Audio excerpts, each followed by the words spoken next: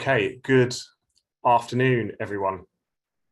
I'm Gavin Lewis, and I will kick things off for this afternoon's proceeding, as well as offer some thoughts at the end of today's session.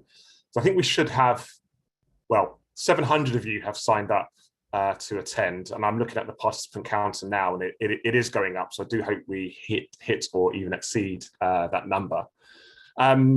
I've basically been asked just to offer a few thoughts following, obviously, the last year that we've had, the Accelerating Black Inclusion report, which was produced in conjunction with Talk About Black, but by New Financial. And obviously, it's also a year, just over a year, since the death of George Floyd. I actually had a conversation with my mum, of all people, about this session, and she said, and she still does have a Jamaican accent. Okay, so what are you going to talk about? And I said that I would discuss, I guess, how far we've come in the last year. So I'm just going to close the window because there's a storm raging outside, and the thunder's actually disturbed me. The year that we've just had, some of the progress that's been made, and also where we go from here. And she quite candidly said, well, how much progress has been made? This feels like it's the same discussion that we've been having for decades now. So I asked her what she meant by that. And she actually said, well, when she came to the UK from Jamaica in the 1960s, it almost felt like the same thing was happening. So in 1955, a young black male in the US, a chap called Emmett Till, was murdered for the crime of allegedly wolf whistling to a white woman. And apparently later on it was proved that he didn't actually do anything, but he was murdered anyway. And his death was actually captured by what was then a national, or it went national via the Washington Post, and it was plastered all over the press. It was that led to, if you recall, Rosa Parks, who didn't leave the bus when she was supposed to. That led to the civil rights movement, and I think we saw sports stars. So a chap called Tommy Smith and some others in the Olympics, you might recall them holding up, there's a famous black and white picture of them holding up a black glove in a fist. So this has all happened before.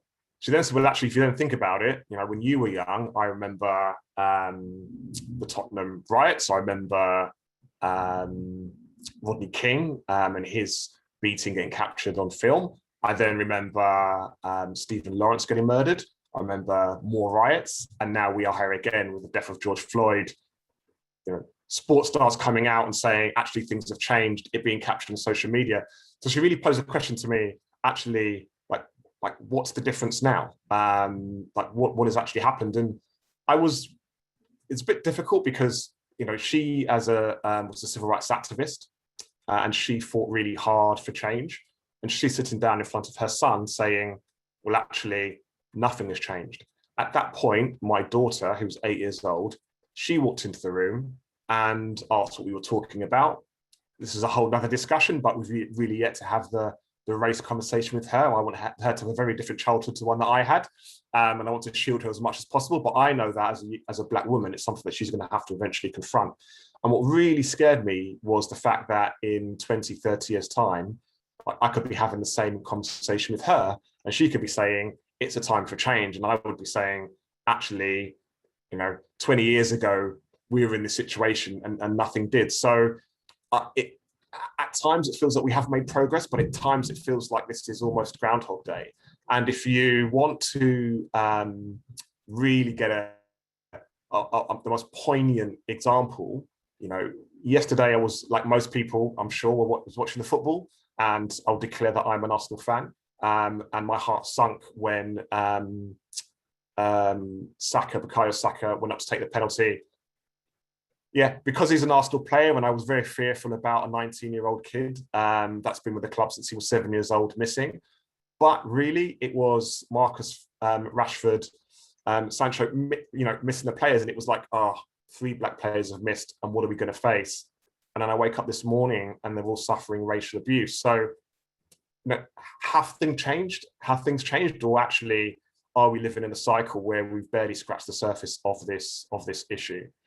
So, look, it gives me great pleasure to give that context, and hopefully instill some conversation where we can actually maybe, find some solutions and really try to have a breakthrough. We have some great discussions this afternoon. A panel discussion where we'll explore the experience of senior black professionals. I think a subject which is not discussed enough. But before we do that, I'm pleased to hand over to Yasmin, a huge advocate, recognising the Queen's honours. He'll basically kick us off with a fireside chat, author of the new financial report. Yasmin, the mic is yours. Okay, thank you so much, Gavin, and hello everybody. Thank you very much to the Talk About Black team for inviting me to join today. So my name is Yasmin Chinwala. I'm a partner at a think tank called New Financial, and today I'm going to be taking you through the findings of my latest research, Accelerating Black Inclusion, which we, as Gavin mentioned, was in collaboration with Talk About Black.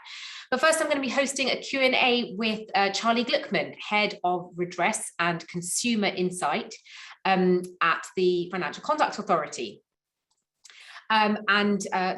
Excuse me just a moment, I'm just going to invite Charlie to join. So Charlie's disappeared from my screen. Excuse me just one moment.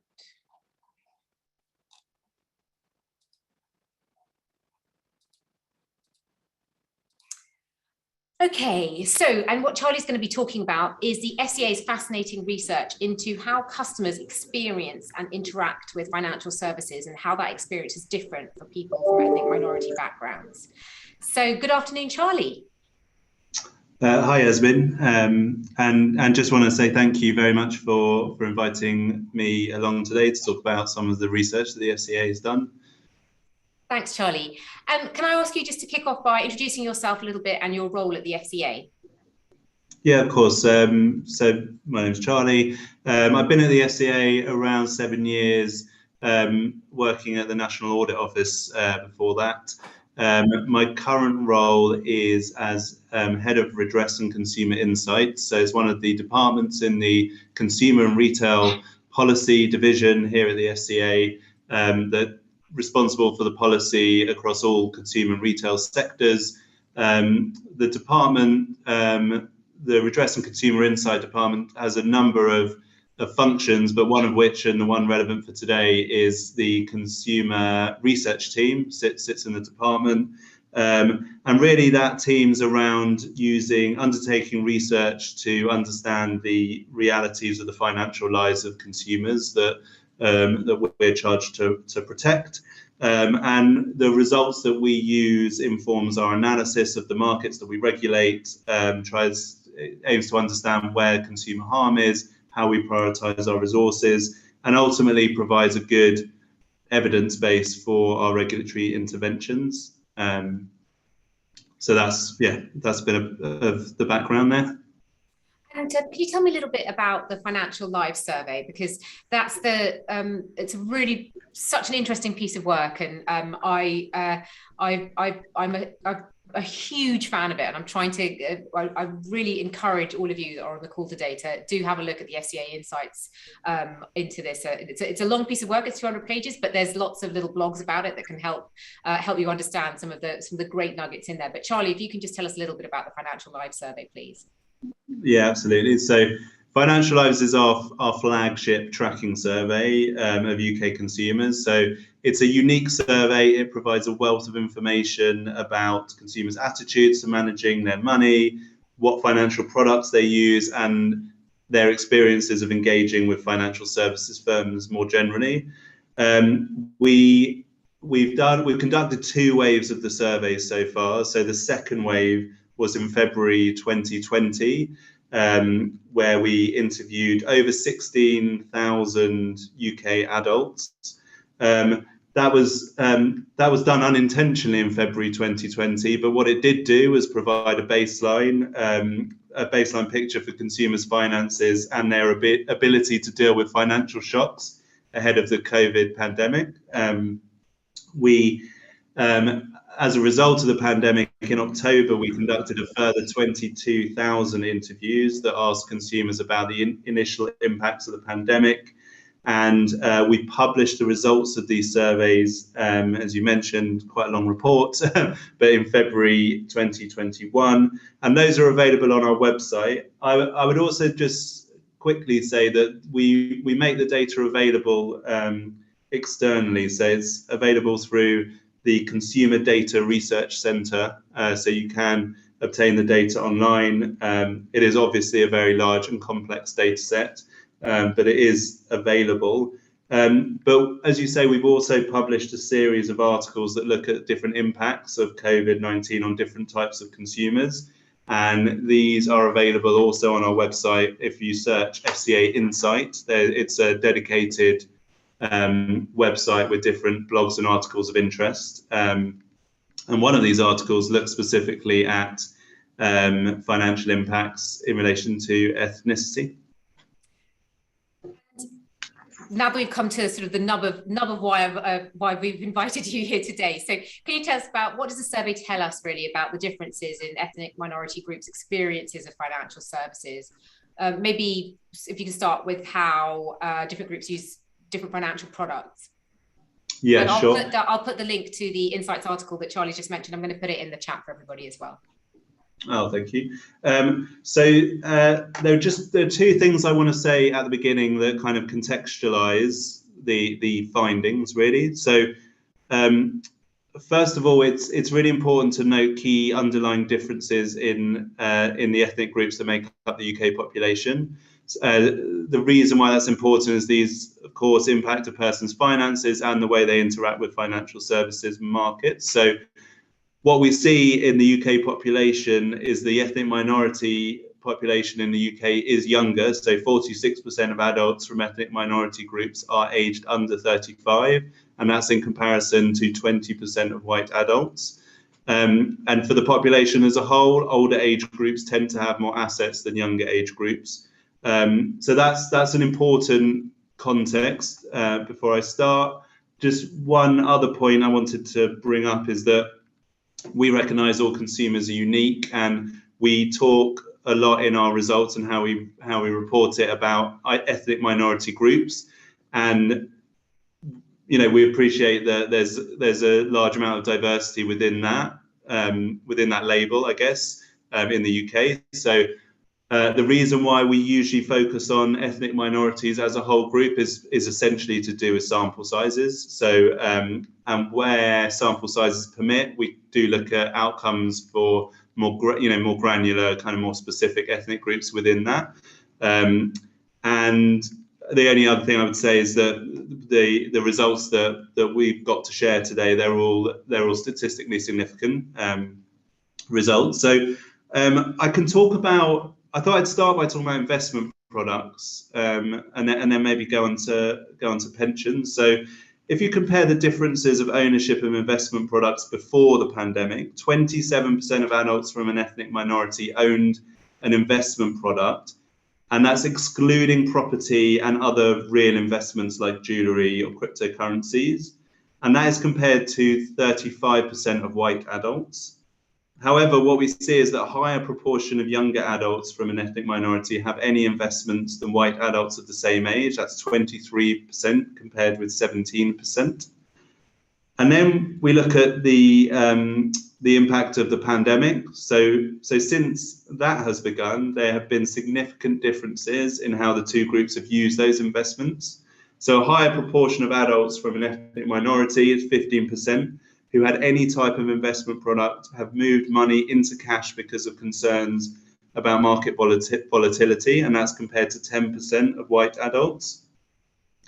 Adults from an ethnic minority have also been more likely to cash in some of their investments to support their income. And we've seen 23% of those who had investments cash them in from ethnic minority groups, and that's compared to 14% among the white population. Now, of course, there have been consumers in all groups who've added to their investments during COVID, but here too we identified a difference. a higher proportion of adults from an ethnic minority have invested in high-risk products, 9% compared with 5% of white consumers. So that begins to tell us a bit of a story. I'm happy to stop there for a second, or I was going to talk about pensions as well, because I think that's also. No, please go ahead, Charlie. Yeah. So turning to pensions, so a higher proportion of adults from an ethnic minority who are approaching retirement don't have any protected means of retirement savings, with 30% of adults from an ethnic minority, and that's as high as 45% for Black and Black British, saying that the state pension will be their main source of income in retirement, compared to 31% of white consumers. Over 3/4 of white adults, as 77%, have private pension providers, either in accumulation or decumulation, and that's compared with 57% of adults from an ethnic minority background. And this varies significantly among different ethnic groups, being highest for Black and Black British adults, 64%, and lowest for Arab adults, 45%. Among those that had any private pension in February, in October, so I talked about the February survey and then the October survey. So in October, a higher proportion of adults from an ethnic minority have reduced or stopped making pension contributions in the past 7 months. That's 25% from ethnic minority groups compared to 15% of white adults. Again related, fewer adults from an ethnic minority had any saving products, and it was 67% of the population compared to 79% for white consumers, and that was in February 2020, and we found that to be true across all age groups. Charlie, can I ask you? Sorry, go ahead. No, I was just going to quickly summarize that, because the historic data shows that when looked at as a group before the pandemic, the current older generation of adults from an ethnic minority have accumulated fewer assets over their lifetime than white adults, and they're probably more dependent on those assets for income during retirement. And it also shows that younger adults from an ethnic minority have been closing this gap, saving and investing at rates similar or close to their white peers. However, the pandemic's brought changes that's put that at risk. So during the pandemic, adults from an ethnic minority group have been more likely to be dependent on their savings to top up income, and more are opting to cash in investments or reduce contributions to their pensions just to help them get by. So that's, I just wanted to kind of summarize that. Thank you so much, Charlie. I think it's really interesting that the data is able to be so granular to really paint a picture of the different types of consumer out there, because I think it's a very it's not very widely explored in the investment industry around are these different groups being serviced adequately. And I know that that's a real focus for the FCA, this inclusion focus, and that's really been a big push for the FCA in recent years. Can you just tell us a little bit how that translates into what the FCA expects from the industry, in terms of how should the industry respond to these differences in consumer experiences? Yeah, so I think diversity and inclusion has been essential for the FCA. So I mean, we're an employer, we're a public body, and we're a regulator. So I'll focus on our role as regulator. But I think what I've seen since being at the FCA is move away from especially in the policy making world, from making policy just around. Sorry, my lights just went off. They come back on. It's okay. I was sitting too still. So making policy that's just sector specific, targeting very specific things that's going on in sectors, which runs a real risk of I guess not seeing problems that are going on outside. It's focusing on problems in the included group, of which there are, obviously many, and there will be importance there, but it misses out the problems of the excluded group. And I think what I've seen the FCA do more and more, and I'd focus on three elements of this. one is a kind of firm-centric and the other two consumer-centric, is to actually take a more holistic view in the way in which we regulate. So from a firm point of view, we've had a lot of emphasis on culture, on firm culture. So it's not just about how do you conduct yourself in the sector that you operate in and follow the rule, the letter of the rules in that sector. It's more about actually generally how do you conduct yourself as a firm, and it's actually as important in terms of your non-financial conduct, if I could say that, and what does that tell us as the regulator about a firm, and whose responsibility in that is there in that firm. So implementing things like the senior managers regime is that we do expect the leaders of firms to have responsibility in the culture of the firm and the way that they behave, and I guess in that sense taking a much more a bigger focus on how we can ensure the right outcomes for all consumers. On the consumer side, I think there's two areas which I would pick up. So one, vulnerability guidance. So I didn't go into it, but I've got the stats here. But it's notable that adults from an ethnic minority are more likely to have any of the characteristics of vulnerability. So we see 51% compared to 45%. I won't go into the characteristics now, but if you're interested in if you search vulnerability guidance on our website, really that's about putting a responsibility on firms to ensure that the consumers in vulnerable circumstances experience outcomes that are as good as other consumers, and really so that all consumers can experience fair treatment across all the sectors we regulate, and there's some consistency in that sense. More recently, and this is the third element I thought I'd bring out, is we recently published a consultation on the new consumer duties. So that's a piece of work that's fairly long time coming. It's complex for many reasons. What we've published is a kind of first stage consultation, but really that's about turning around to firms and saying, actually, as a regulator, we're going to set higher expectations of you for the standard of care that you provide your consumers. And that's about making sure that firms put consumers in a position that they can act and they can make decisions that are in their interests.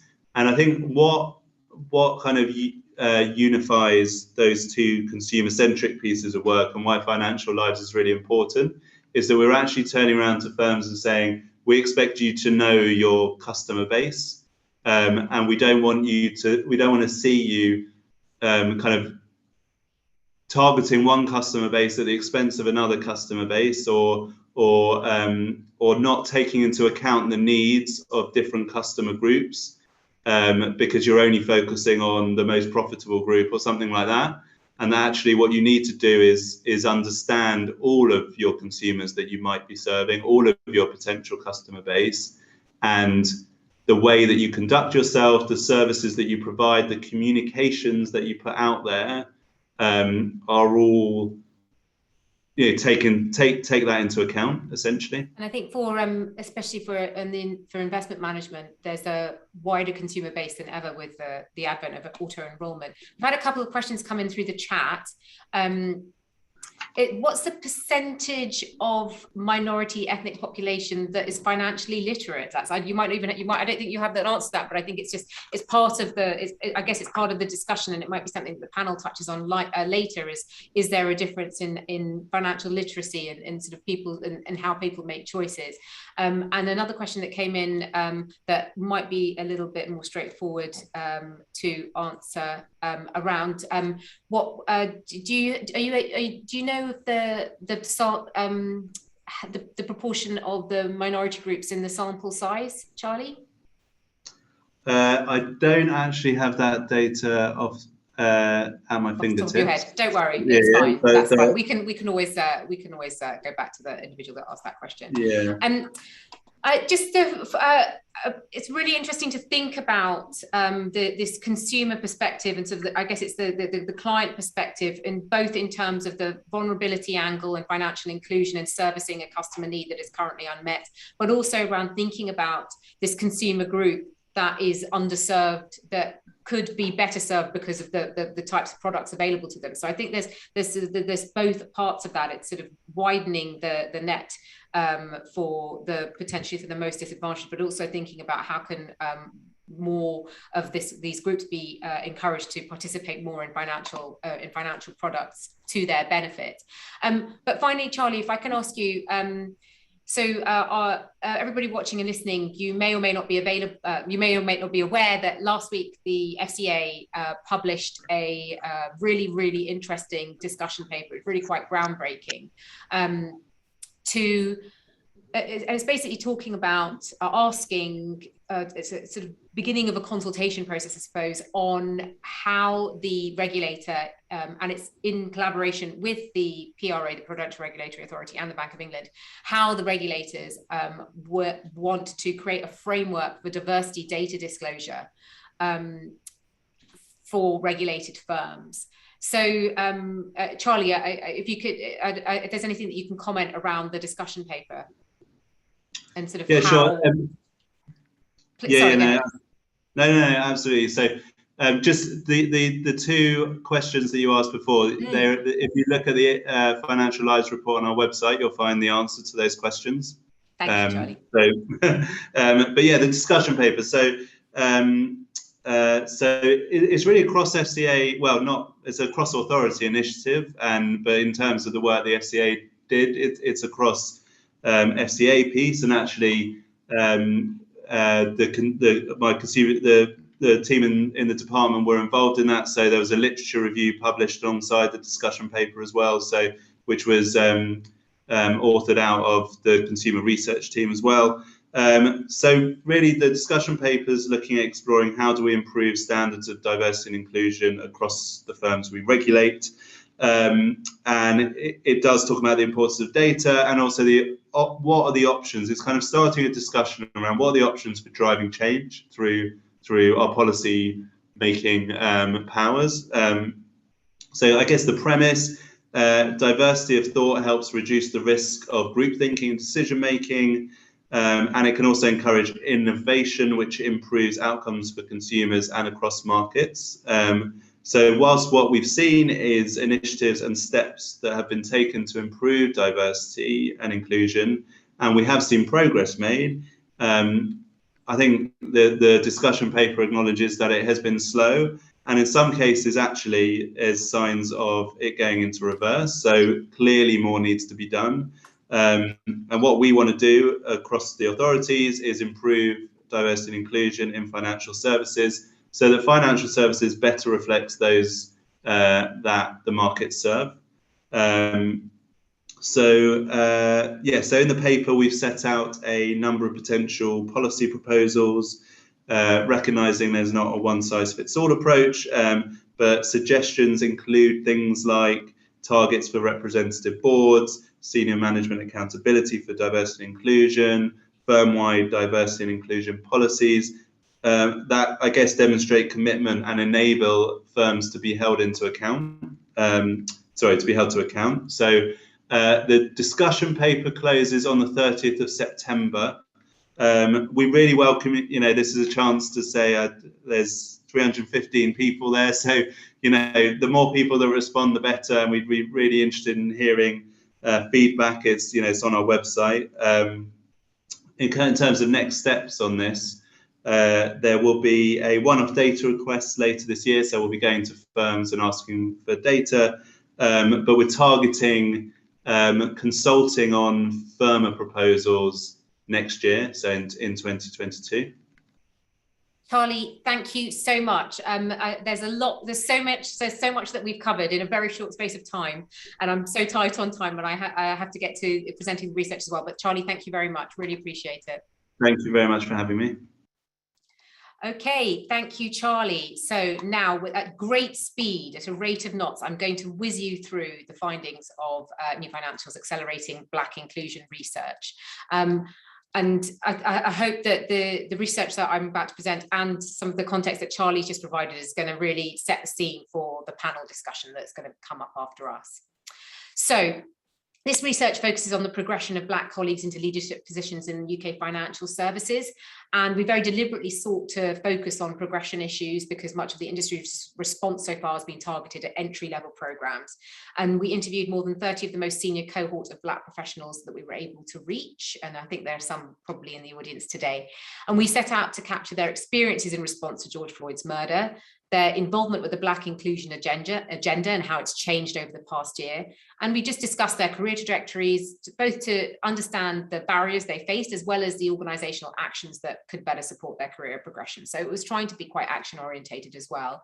But really the primary aim of this research was to capture the tenor of late 2020, really, that when we look back and the news flow around Black Lives Matter really has receded, when we look back in future years, we've got a written record of this right now, the stories, the insights, really the sense of urgency that we all felt to act in the aftermath of George Floyd's murder.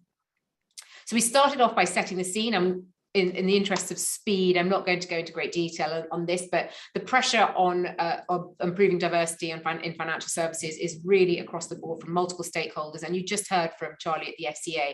The FCA are very, very focused on this. So I think that regulators as a stakeholder is certainly going to be rising. And it's very explicit, the ask around diversity disclosures. We asked our interviewees their response to the murder of George Floyd, and really nobody was surprised incidents like this had happened before. But what was different this time was the wider response. So first off, the conversations were at last being held with white people. Secondly, what had really been conversations between friends and family were now happening at work. And these discussions went from taboo to omnipresent in a matter of days, and suddenly everybody was talking about it. And there was positives and negatives to this. So the positive was that at last race was being discussed openly, but the other side of the coin was that increased visibility, which I'm going to come back to in a moment.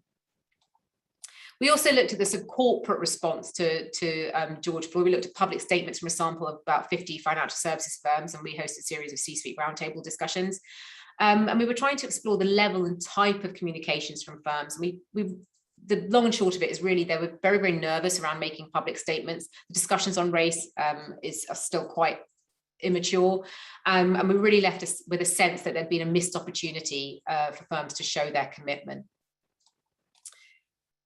I want to focus a little bit on this in the short time that I have. It's really around the pros and cons of engagement. Many of the interviewees that we spoke to have been involved in the diversity and inclusion agenda around Black inclusion before May 2020, but for all of them, the D&I workload increased dramatically in the immediate aftermath of George Floyd's death and since. And there was enormous pressure to engage in conversations. Some felt they had no choice but to participate. Many felt inspired and empowered to speak up and speak more freely. But really, it was just the incredible weight of the workload. They ended up front and center of company conversations around race, and D&I became a second job. And of course, becoming the go-to person on race, there was no let up in the day job as well. And this is the tension that the more senior Black professionals really face in their daily working lives, which I think is something that is not really widely understood within the workplace. We wanted to explore the barriers to Black inclusion and sort of how does racism manifest at work. What we really tried to get across in this is this concept of a continuum of racism. So it's not really that, many of you on watching and listening will be aware that it's not just about, okay, I don't use the N-word, therefore I'm not racist. It's really the casual comments at the one end and the really explicit racist kind of comments and actions on the other.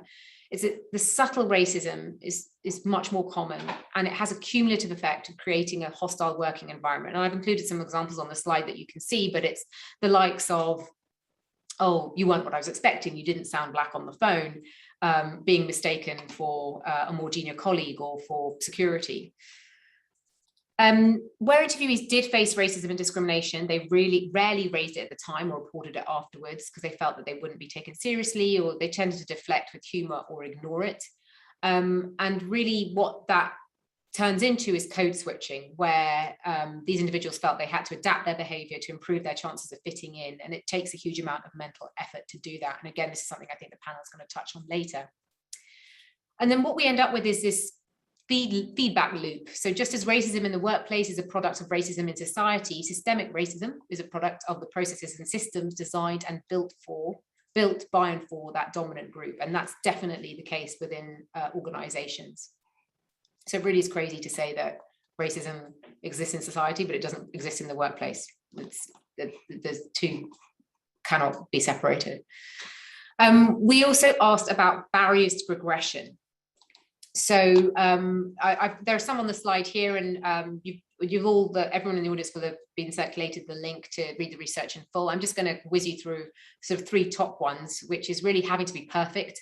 Every interviewee said they felt they needed to be perfect, to be twice as good as white counterparts. There was no room for error. And really, I think this perception of risk being attached to being Black in the eyes of senior colleagues, that by advocating for a Black colleague, that individual was sticking their neck out, or really putting themselves above the parapet. And because of so few Black colleagues, so few Black leaders, that the cohort, the sheer smallness of the cohort made it this perception of risk really, really magnified. Secondly, not knowing the unwritten rules. So many interviewees said it took time to learn the rules of the game, and that they had to spend a lot of time building their network, building the toolkit to understand what they needed to do to get to the next stage. And thirdly, and probably the most importantly, is really the culture of financial services. So what's unique about this research is that it's specific to financial services, and that as a sector, it's all about the bottom line. Performance is paramount, client is king, there's no time for anything else. So that approach embeds this inertia. It's defaulting to shortcuts. So it's hiring a friend for a friend, it's hiring the familiar to save time. It really perpetuates an old-fashioned narrow view of who can be a successful leader. So we then looked at actions. What are companies doing, and what should they be doing? So this was obviously from the discussions that we had with our interviewees, but it's also taken from analysis of all the financial services companies that publish an action plan against their Race at Work Charter commitments. So here are our top 5 action points. Number 1 is data. Everyone we spoke to, and every source we looked at, really emphasizes the importance of improving the quality and granularity of data. My one word of caution around this, and obviously the FCA piece of work is going to be, it will contribute to this discussion on data. But my one big caution is that data shouldn't become the reason why work doesn't get done, because we don't need to have a perfect set of data in order to progress this discussion. We know there's a problem with a lack of Black people moving into senior roles, and that's possible to understand from just looking around. Number 2 is sponsorship. Every interviewee talks about having a sponsor who advocated for them, and it's really formalizing those sponsorship programs specifically targeting Black talent.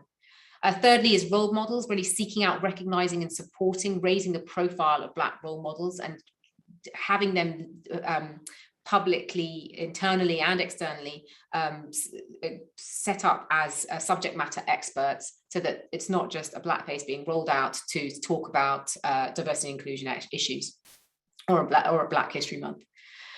Fourthly, confident conversations on race, and this is something that the Talk About Black team talk about a lot. Obviously, that's the whole concept of Talk About Black, but it's really about having more confident conversations on race, and having leadership take control of that and make sure that it continues, that it wasn't just something that happened in this year following the murder of George Floyd. And finally, it's just a catch-all bucket, the transparency on career progression. It's really designing more objective hiring and promotion processes, clearer criteria to help people understand what they need to do to get to the next level. So I hope that helps you think a little bit about what the direction of travel around this agenda around Black inclusion, and I hope I've set the scene a little bit for the panel. Thank you so much, and I'm going to hand over to Darren. Hello everyone, and thank you, Yasmin, for that. That was really insightful. And hopefully we can touch on some of these topics that you mentioned. So 2020, I guess, was a bit of an electric shock to our collective systems. It was a year that brought into focus the inequalities in our society. Not only that, It stimulated discussion on race, racism, and racial inequality like I've never seen before. We saw the collective movement of companies and individuals wanting to take action. Our industry, financial services, was no exception. So today, we're here to talk about the new financial report on accelerating Black inclusion in financial services. It's an insightful piece of work that discusses the experiences of Black people within our industry. It comes at a time when the FCA has reiterated the importance of diversity and inclusion in their discussion paper that came out last week. I do hope all of you take the opportunity to read the new financial report and the FCA discussion paper if you've not already done so. There are a number of topics to discuss on this panel brought out by the report. Unfortunately, I guess we may not have enough time to get through all of them, but we'll certainly try. Before I introduce the panel, I'd like to remind you all that you can submit questions. You may do that using the Q&A functionality. I'll try and leave a few minutes at the end for the panel to answer these. So I'm pleased to now introduce the panel. We have three senior professionals here from our industry. Firstly, we've got Saskia Bennett, Product Development at Wellington Asset Management. We've got Nicholas Janvier, Head of US Equities EMEA for Columbia Threadneedle. And then we have Angie Kang Stewart, Global Head of Marketing of Man Group. Right? Okay, so let's get started. Let's dive straight in. So first, let's talk about the report a little. And I just want to ask all of you, what does the report mean to you? Do you think it accurately captures the Black experience? And I'll probably start with Saskia. Thanks, Darren. Hi, everyone. Thanks for joining. So I thought the report was timely, and it captures the conversation I think that everyone needs to be having. When Gavin spoke at the beginning about the conversation with his mother and talking about what's changing, I mean, I was as appalled and absolutely disgusted by the behaviour of the poor boys after the football last night. But I do hope that reports such as this document the conversation and will, hopefully drive change. It is going to take some time. We can see that already. It's going to take time, but hopefully it's a starting point.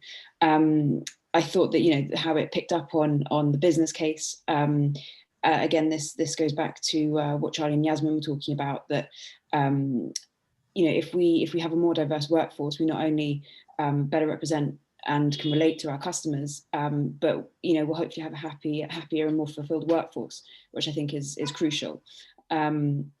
The one point that really struck me, and we'll talk about this I'm sure later, was the continuum of racism and the unconscious biases, and the need to be aware of that. And for me, I think one way that's sort of overlooked is in the makeup of teams, the diversity within teams, and I think that's something that we'll probably, as I said, talk about more. But I think that's something that we really need to look at as we go forward.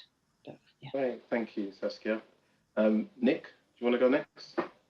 Yeah, sure. I think first, this wasn't scripted, but I think today is going to be a bit of a raw word discussion than we were planning, because I must admit, I come to this panel today, I'm angry. I think the events of last night really resonated with me. I have a 15-year-old son who is quite good at football and an aspiring footballer. So in those three boys last night, I see my 15-year-old boy. Saka in particular is probably about half a year older than my oldest daughter. So I see someone who could have been a son-in-law, potentially. And I think it captures a lot of what this report has captured as well, right? Which is this universality of the Black experience, right? It doesn't matter if you are a footballer, if you are a fund manager, if you are a doctor, a lawyer, a bus driver. And that's one of the things that stood out in the report to me, was just how universal that experience for senior Black folks are. And then I'll say this as well, which I think was captured in the report. There's frustration from the perspective of, there's a lot of conversations that this is a societal problem or it's a small minority. It's not a small minority. The people who were sending those tweets last night are potentially our colleagues. They're the hiring managers who chooses not to hire and promote people of color. So this panel today, I think people who know me, I'm usually extremely positive, very kind of easygoing, but I must admit, the events of last night have added a rawness to how I feel as I come into this panel, which I suspect is probably shared by a lot of my panelists right now. Yeah, I would have to say I do agree with you, having a son that plays football as well, but either way, what's gone on is terrible. And I was speaking to some of my colleagues today, and I was saying, when the 3 Black players came to take the penalties, my first thought was, what happens if they miss? And that's something that, it's just horrible that I have to think that way. Anyway, Angie, what are your thoughts? Oh, I'm glad that Nick started that way, because I think, again, we come to this discussion with a state of emotion, right? And we've had to deal with, I've got children that are 21, 19, and 2 half Indian, half Black children, and we're having these discussions again, trying to justify behaviour in the country we live in. So I'm deeply disappointed today and empathising with everybody on the call who are having those similar discussions. To take it back to the report, I agree with Nick. I think often we look at society for these problems and these barriers. And I think, something that came out of the report was we need to own this as an industry, and we really need to own this, as a change that we need to drive within our industry. I think what stood out for me was the burden. Where does the burden lie? I think there's a burden of raising awareness, of raising voices. As an Asian woman, obviously my experience has been different in life for my Black husband. And in the industry compared to my Black peers. I then also think there is something about accountability and where that accountability to change should lie. So as we just move on to the discussion, hopefully we can explore those points. I do also commend the report and the data that was collected, because I think that has been missing, both quantitative and qualitative, of being something that's really driven by data. I don't think there's any running from the truth that's laid bare in this report. And it is a report, of people's experiences, of barriers, and of lack of support. And I hopefully, as we continue these conversations, that changes. And I also commend everybody that took part in the report for sharing these deeply upsetting experiences. That's great. Thank you, Angie. So just to go back to what you mentioned, you touched on, your thoughts and what stood out for you on the report, and you mentioned the burden. Can you expand on that point, please? Shall I take that one? Yeah, Angie, this is for you. Yeah. Yeah. So I think, speaking to my senior Black peers in the industry, I think a lot of burden since the George Floyd murder, and even the Amy Cooper incident in Central Park, which disturbed many of us, and this weaponizing of race has fallen upon our Black peers to really drive the awareness raising, but also the solution and how we should approach it.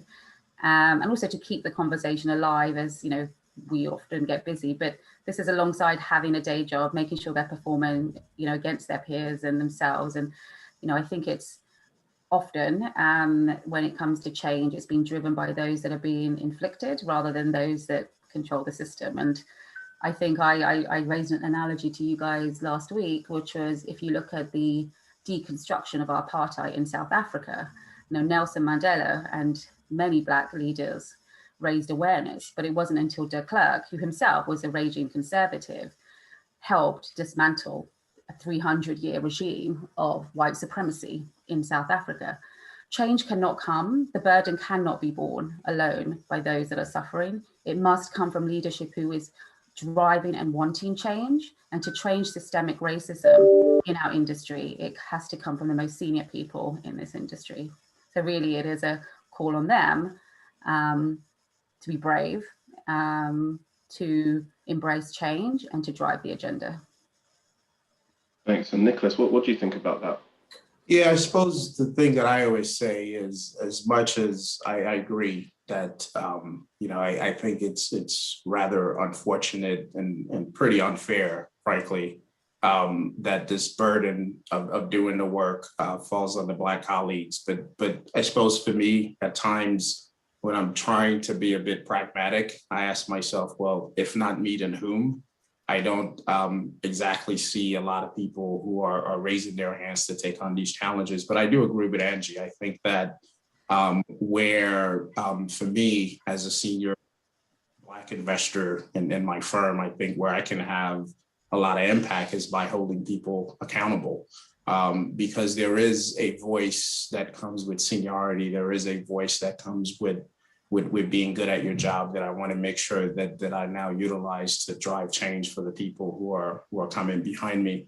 But I'll add one more thing, which I think is weave into a lot of the comments that you see in the report. And I'll draw again a distinction to what happened last night. We saw this morning, and I knew it was coming. There's an MP of all people who tweeted, had Marcus been practicing penalties instead of advocating, maybe he would have made the penalty.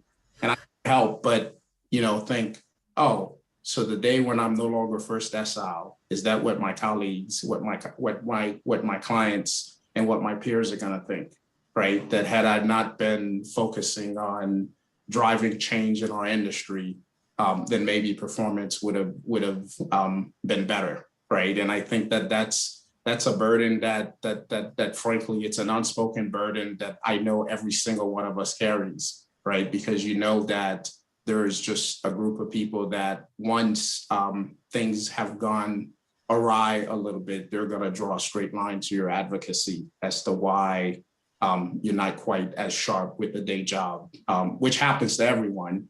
But in our case, that's what the people are going to point the finger at. Very good point. Saskia, any thoughts on that?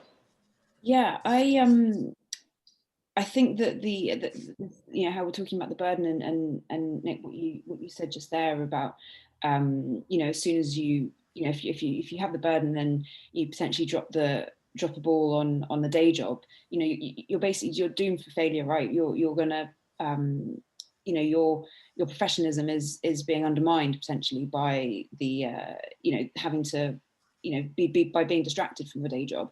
So yeah, I picked up on that point in the the burden and the so-called tall poppy syndrome as well, that there's the risk inherent with being the one or the one of few Black professionals, the risk of being called upon to be distracted from a day job to discuss and to advise on these things, but also just any reproach is could fall on you. So that sort of leads me on to what I think is, I completely agree, this is a societal issue as well as not just a corporate one, and we need to bear that in mind. And I think that what we really need is allyship. We really need to going back to Angie's point about it's not possible for the victims to bring about change. It's the role of everybody. I think that if we can increase allyship, increase understanding via mechanisms such as this report, such as this event, that will help shoulder the burden, mitigate the risk, and hopefully drive change. I think one thing to add here, sorry, Nick, one thing to add here, Darren, is that change needs to be in partnership, right? What the future looks like needs to have the Black input and recommendations and drive and getting it done, and that partnership with senior white leadership. I think it does very much I'm not saying the burden goes from one to the other, it is a partnership.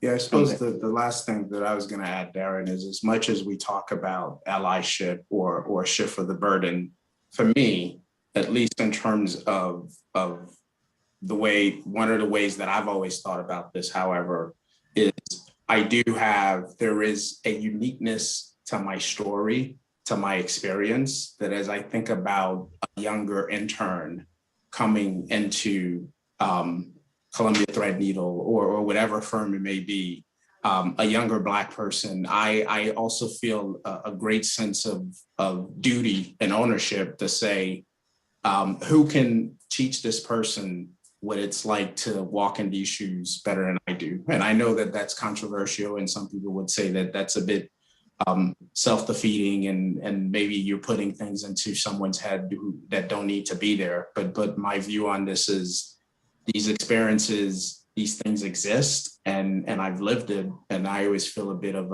a sense of duty to help guide that next person who's coming behind me in terms of navigating that path. Super interesting. So for my personal view on that is, you have to, I guess you don't solve problems alone. Seldom do you solve problems alone. And any business problem, it's never one person in the room, it's all of us in the room trying to solve the problem. I think this is a problem. Even the FCA recognize it's a problem. It's a conduct issue, I guess, or an issue where they see that they need to have, or they want more diversity in business and inclusion, because it represents how people, or the culture of the organization. And that culture is important when protecting, when looking to protect consumers, especially consumers from vulnerable groups. So I do completely understand what you're saying as well. But there is one topic I just wanted to just touch on really quickly about code switching. So I'm sort of switching this a little bit. And in the roles that you guys do, have you felt the need to code switch, particularly when you're trying to help other Black people within your organizations? And I'll start to Saskia. I'm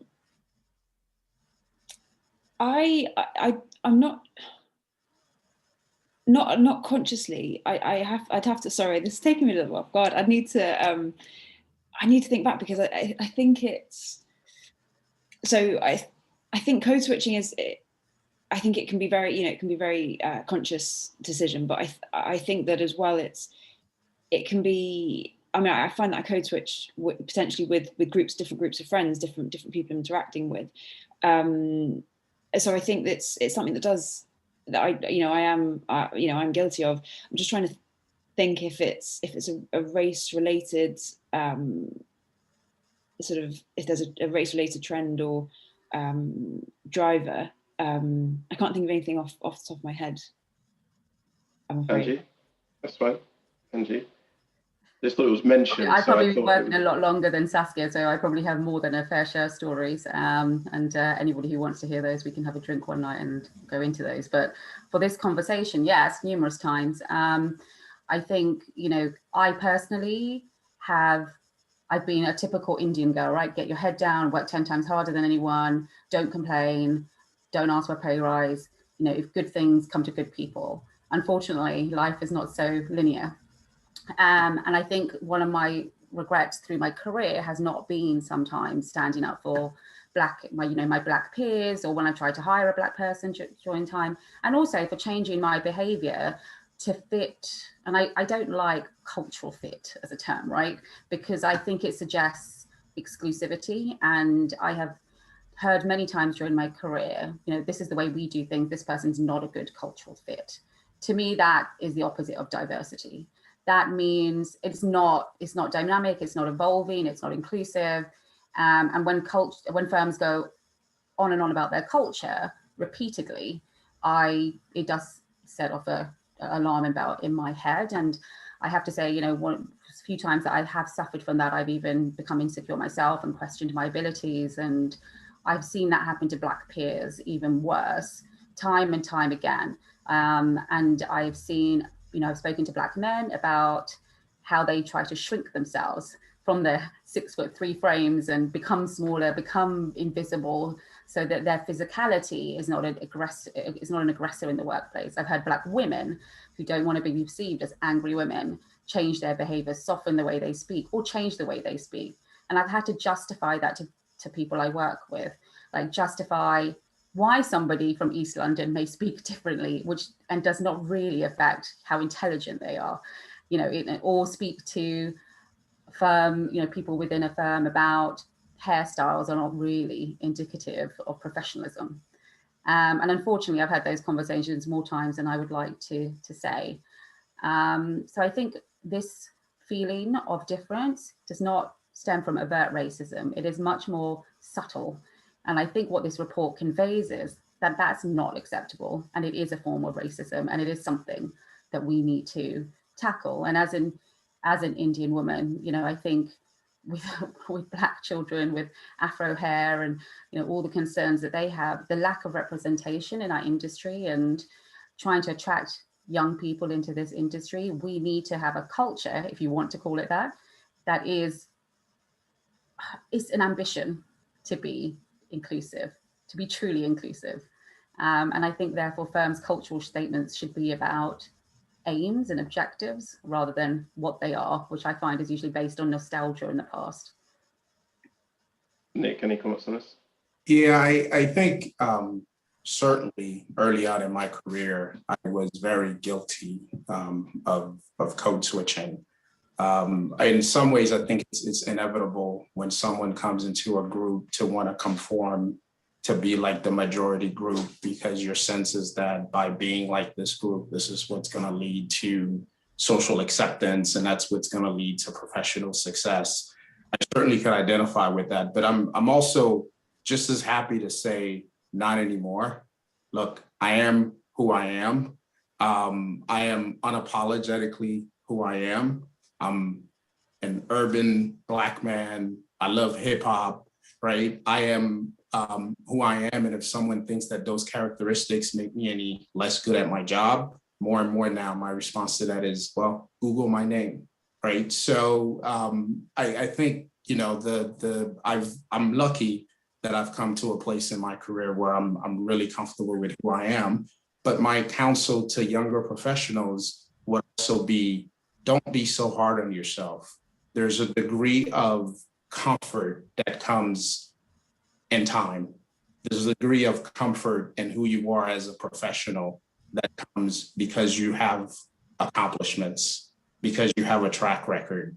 And so while I know that on the one hand, you want to say to people, well, just be yourself, who you are is good enough, it doesn't matter. I understand sort of the psychological reason why we behave the way that we do. But for me, I also am unapologetically who I am, because that's how I'm comfortable and how I think I do my best work, but also because I want to signal to that younger intern again that, hey, it's okay to be who you are. Look at me. I don't have to switch and be someone else for me to do what I do. And I think that, so I do it for myself, but I also do it because I want to signal to the younger professionals that it's okay to just be who you are. Sage advice, sage advice. We're running out of time, so I'm going to ask one quick last question and go to Q&A. So the question is, why has change been so slow? And I guess that leads to, why is the FCA considering policies to drive the changes? So can you speak to that, Angie? Why has change been so slow? I think there was a period of complacency in the UK post the 1980s, and some of you are far too young to remember this, post 1980s and 70s about racism, where we were very used to being told to go back home and skinheads on the street, times that I remember, to a period that we thought things were getting better and they were okay. Sorry, my 2-year-old has just taken over the room. He's now on his way out. So I just think we thought things had got better, but then we also entered an industry where a number of us just wanted to do our jobs, get our head down, and we just believed that things would be better for us and things would be okay. And I have to admit, as I became more senior and I became more detached from maybe the floor, it surprised me when I became, in 2017, and Darren, you'll remember this, with becoming a member of Talk About Black, hearing some of the feedback from young people of color in our industry was horrifying. And I think since then, a number of things that have happened, Brexit, George Floyd, dare I say Trump, I think has highlighted that there is an underlying systemic racism that we haven't tackled yet. And now is a time that we must address this infrastructure where we need to drive change. And all I can say, and I'm going to finish on a positive note, that I really think there are more people, whether it's in this industry or our society, that are good people and that want this change. And I think we need to work together and come together to drive that change, no matter what color or creed. And I truly believe a unified front will drive that change. So I am hopeful, and I'm glad that we're having these conversations. And I thank everyone in Talk About Black who's really helped, who's included me in these conversations and has helped driving that change. Right. And Saskia? Why has change been so slow? I think it's been, if you look back to history, anyway, I was reading some books, fiction books really, but books like The Underground Railroad, Colston Whitehead. I think that we have, as Angie said, we have moments of progress, but it's sort of 2 steps forward, 1 step back, it feels, or so I think I'm hopeful. I'm optimistic that things are changing at the margins. I mean, I think at the Talk About Black Lives Matter protests that were happening. I mean, one thing that my mum was really astounded by was the number of white participants. It wasn't just black; it was black and white. I know someone who's a bit younger than me, and he and his generation are they're I don't want to say woke, but they're so aware of this challenge, of this issue, and I think I'm hopeful that that's where things are going to start to change in future. I think one thing though that it rests on, and it's something that I don't think has really happened before, and that's something that's in our gift now, is data. I think I think previously it's always been a taboo. I think having these conversations now, where we're saying black, we're saying white, we're saying these terms, and we're getting them out there, and I think that that's going to help us get the data, and that would be my one ask really, if going forward, is what we need firms, and we need everyone to catch this data, and to understand what the ethnic picture of the firms are, and that's what's going to hopefully help us take 1 step forward and then another step forward. And sorry if you can hear that siren. And more steps forward up thereafter rather than steps backwards. Thank you, Saskia. Nick, we're getting pushed for time, so just really quick comment, I suppose. Thank you. I'll go back at the very place where we started. Why has change been so slow? Because many of those people who are sending those messages are the stakeholders. I don't for 1 second believe that that's a small minority of society. And, if you are a stakeholder and you are in a position of privilege that is partly driven by systemic racism, well, you're not giving that up easily. So it is going to take time. I'm hopeful that it will, but when we started, I told you there was a degree of rawness to my comments today, and the pragmatic part of me says change is slow. It's going to be slow because we have far more people in positions of power that are sending those messages to those footballers last night than we care to admit and want to realize exists. Thank you, Nick. So I'm going to quickly ask, I'm not going to have time to ask all the questions, but some great questions coming in. I'm going to pick one here, which says, is there a risk that by participating in these kinds of discussions and initiatives, or being very vocal about D&I agendas, etc., you can become known for only one thing, i.e. being the Black woman, rather than being known for the quality of your work and or your technical skills? Who would like to take that question, answer that question? So reason I'm chuckling is because I know when I say it, it comes off overconfident and arrogant, but my response to that is always, well, you might want to Google my name, right? So I just think that this is important work. It doesn't take away from how good I am at my job. and there's a performance sheet that goes around. It's publicly available. And if someone wants to put me in a box because I do this work, well, they should look me up. Great. Angie, Saskia, do you want to comment on that question as well? First of all, say good on Nick. You know, celebrate your wins as individuals, right? You have the right to. Secondly, I would say, look, I had the typical years early on in my career of keeping quiet, and it's a big regret. And I wouldn't want anyone else to live with those regrets. So I would say you need to enjoy your work, and you need to excel in your work and commit the time and mental capacity to it. But if you're passionate about this, and I think Nick said something great earlier on, which is, like him, I feel a real sense of duty to be a part of this story. And it matters a lot to me and those that come after me. And I think that's, you know, some of the reasons we're bearing the burden of this. But I hope that you feel more comfortable when you see others doing these type of panels to be a part of this change and this story, and to speak up. And I encourage everybody to use their voices and speak up. Thank you. I'm going to Saskia, I'm going to ask one other question. I'm going to come to you first, okay, just interest of time. So this is a really interesting question. Really like this question, and I feel very passionate about this point as well. We have someone here that said we're increasingly seeing divisive conversations deliberately found and amplified by political actors and echo bubble media groups and outlets. How do we best stand together without others feeling they are being excluded and being set against?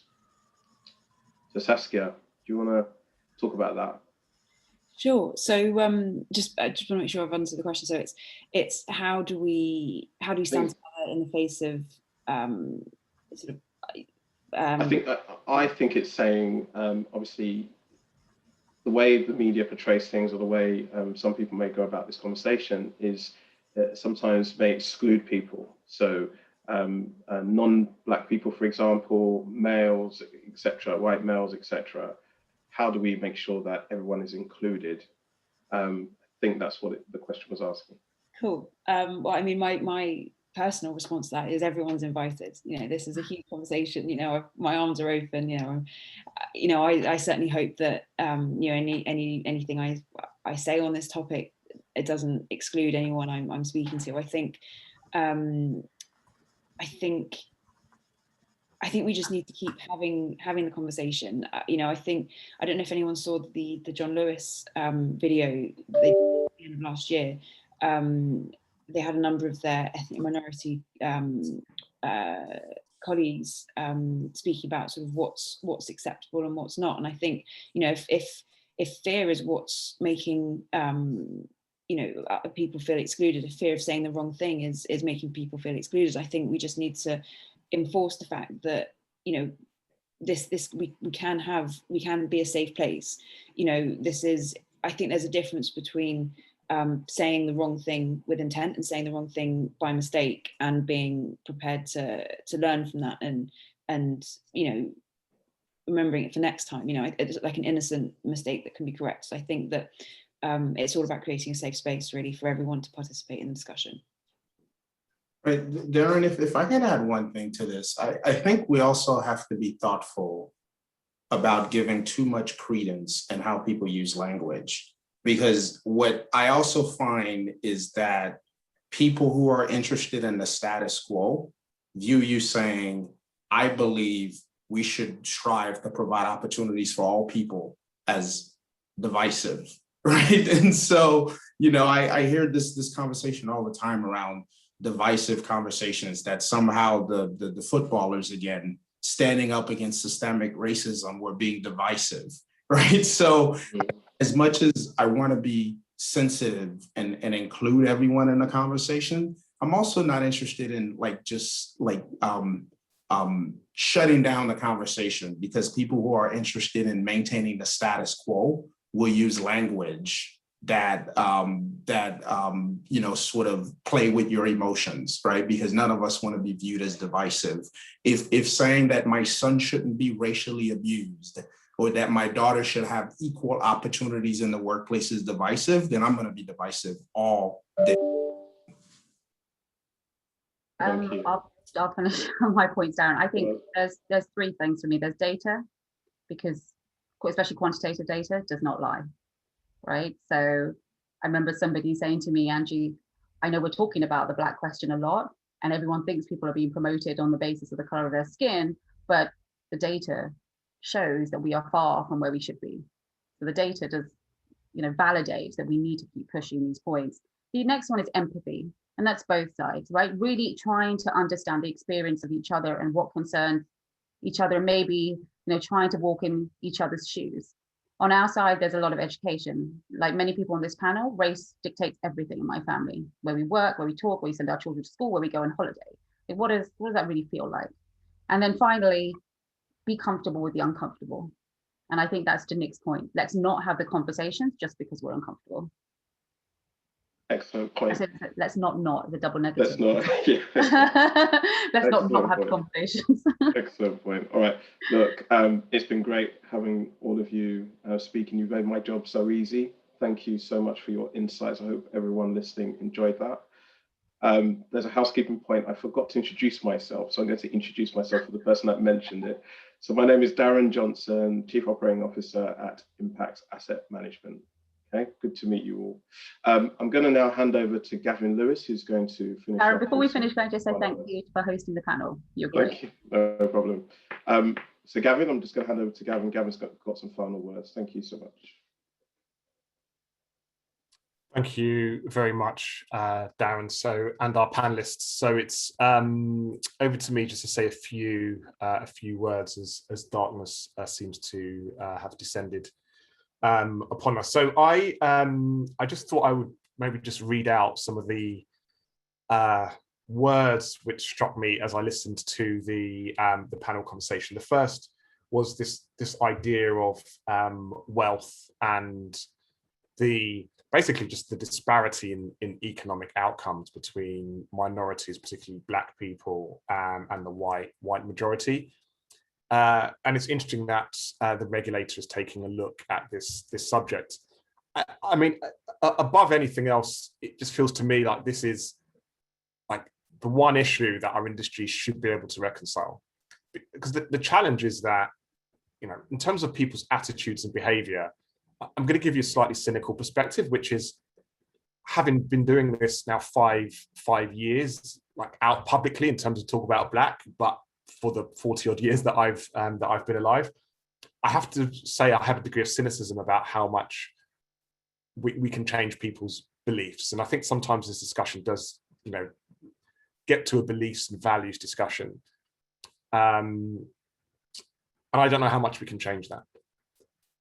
What I do know is that I do feel we can change the opportunities for people. And our industry, one thing that we are good at is about solving economic issues. And if you think about the challenges that minority groups, and here we're talking about Black people in particular, if you think about the minority groups the challenges that minority groups face, they are all consequences of economic oppression, like being economically disadvantaged. So what happens is we tend to focus on like crime or health inequality or unemployment outcomes or housing. But actually, these are fundamentally an issue of economics. And this is what our industry actually does. So we should be able to resolve this problem. And to be honest, I don't think we really have an excuse, because if we can solve complex algorithms, if we can, as an industry, turn to resolving climate change, why can we not resolve economic inequality? On the point around this being a divisive issue, well, actually, a lot of groups are affected by inequality. There is a difference between inequality and racial inequality and then inequity.